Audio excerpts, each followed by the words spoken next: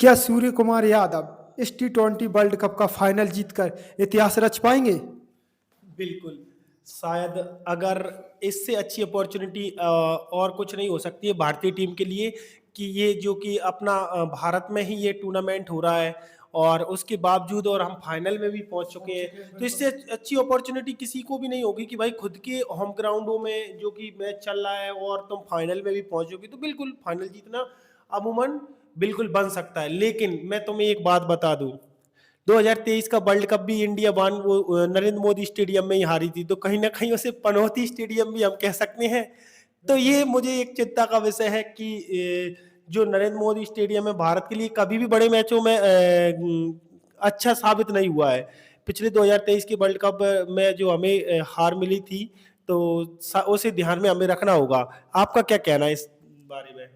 बिल्कुल, ऐसा जैसा नरेंद्र मोदी स्टेडियम में हुआ है ना आज तक, लेकिन ऐसा जो मुंबई का वानखेड़े स्टेडियम, उसमें भी T20 वर्ल्ड कप के सेमीफाइनल में आज तक नहीं जीती थी इंडिया, लेकिन उसने वो कर दिखाया। यहाँ भी उनको ऐसा ही करना होगा और सूर्य कुमार यादव को अपनी टीम को पूरी तैयारी के साथ लाना होगा और पूरे खिलाड़ियों के बारे में उनको जानकारी इकट्ठी करनी होगी कि किस खिलाड़ी को हम किस तरह से आउट कर सकते हैं। आपका क्या मानना है? देखिए, कहीं ना कहीं अपनी बॉलिंग स्ट्रेटेजी में बदलाव करना होगा। मैं चाहता हूं, देखिए, अमूमन हम मानते हैं हमारे लिए वरुण चक्रवर्ती एक टॉप बॉलर है T20 में, लेकिन इससे कोई फर्क नहीं पड़ता तुम टॉप बॉलर हो, लेकिन पिछले जिन मुकाबलों में देखा जाए तो मेरे ख्याल से फाइनल में उन्हें ड्रॉप कर देना चाहिए।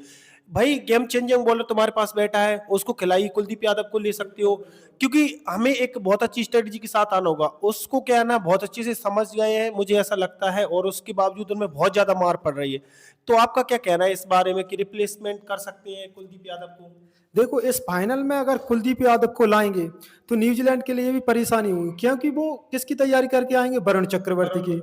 और अचानक अगर कुलदीप यादव को खिलाते हैं तो उनके लिए उनके लिए आश्चर्यचकित होगा। आश्चर्यचकित होगा, क्योंकि वो वहां पर वरुण के लिए तैयारी कर रहे हैं और वहां पर उनको एक अलग अचंभा देखने को मिलेगा। तो कहीं ना कहीं मेरे ख्याल से एक अच्छी स्ट्रेटेजी हो सकती है वहां पर, क्योंकि काफी ज्यादा रन पड़े हैं वरुण को पिछले मुकाबलों में।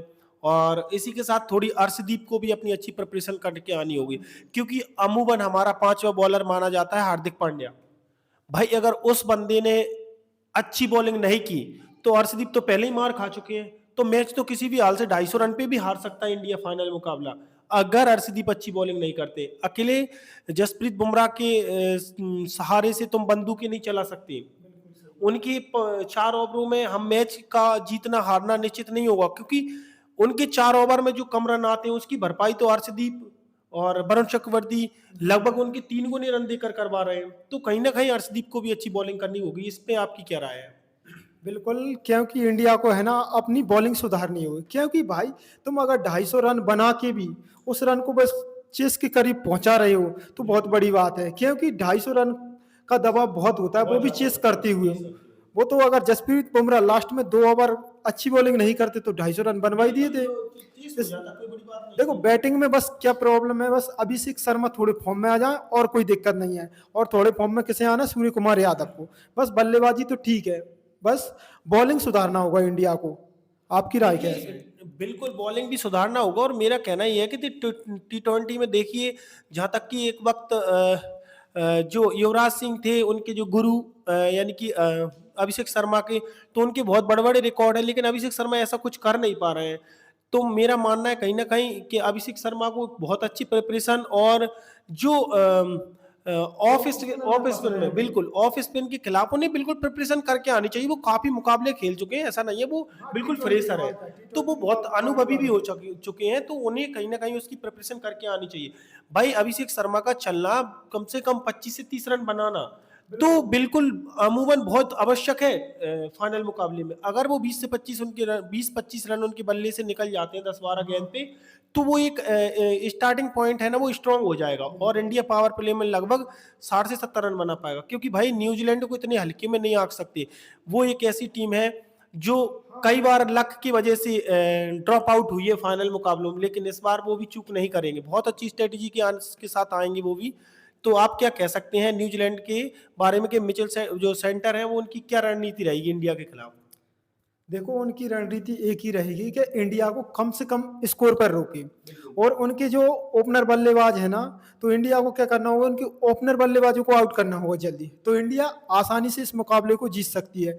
अगर पहले बैटिंग करती है न्यूजीलैंड की टीम, तो उनको अगर दोनों बल्लेबाज जो ओपनर बल्लेबाज हैं अगर उनको आउट करते हैं ना, तो हम न्यूजीलैंड को 180 या 190 तक रोक सकते हैं आसानी से। बिल्कुल भाई, फिलहाल काफी धमाकेदार पारी खेल कर आए पिछले मुकाबले में।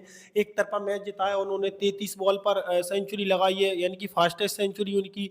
तो भाई देखो, खिलाड़ी उनके पास भी कमजोर नहीं है, लेकिन हमें थोड़ी एक्स्ट्रा मेहनत कहाँ करनी है कि हमारे, हम गॉड से प्रे करेंगे कि भाई हमारा अभिषेक शर्मा कम से कम 25 से 30 रन तो उसे बनाना ही बनाना होगा। और फिर हम प्रे करते हैं गॉड से कि प्रभु हमारा वरुण चक्रवर्ती को अगर खिला ही रहे हैं तो वो कम से कम 2 विकेट निकाल के हमको दो और मार कम खाए। और उसके बाद अर्शदीप सिंह को बहुत अच्छी बॉलिंग करनी होगी, अदरवाइज हम मैच से काफी दूर भी जा सकते हैं। जो ट्रॉफी की हम उम्मीदें लगाए हुए हैं वो हमें चाहिए, तो इन मुद्दों को जो वीकनेस है उसे कहीं ना कहीं उसकी भरपाई करनी पड़ेगी। और सूर्य कुमार की स्ट्रेटेजी के बारे में आप क्या कहना चाहेंगे फाइनल मुकाबले में? देखो सूर्य कुमार यादव को इस फाइनल मुकाबले में बिल्कुल तैयारी के साथ आना होगा, और उनको है ना कैप्टन के तौर पे दबाव नहीं लेना है। और ये क्या, अगर अभिषेक शर्मा अभी तक आउट हुए हैं, उनकी सारी गलतियां छुप जाएंगी अगर वो फाइनल में जाके अगर 40 रन या 50 रन इस नॉकआउट में बना देते हैं, तो भाई इतने मैचों में वो आउट हुए हैं, 10 रन 15 रन कोई नहीं गिनेगा, सारी गलतियां भूल जाएंगे।